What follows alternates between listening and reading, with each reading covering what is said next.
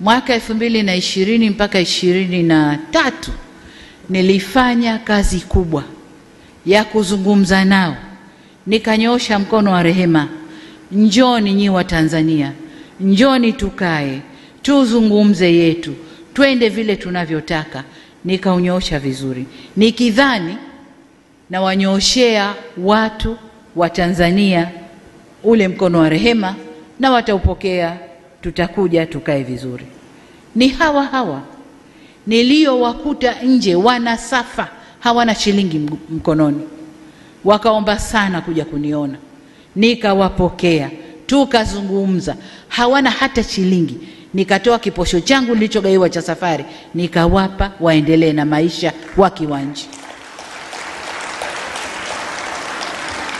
Ni hawa hawa walionambia sawa tutarudi lakini tuna kesi. Nikawaambia kesi nitazifuta, njoni tukae tuzungumze, tujenge nchi. Na wamekuja, baadhi yao wamekuja mikono mitupu, hawana kitu. Tukatoa fedha zetu kuwapa waanzie maisha hapa Tanzania. Sasa nataka mumpe cheo mtu wa aina hiyo, alionyoshewa mkono wote huo wa rehema na mkono wa upatanishi.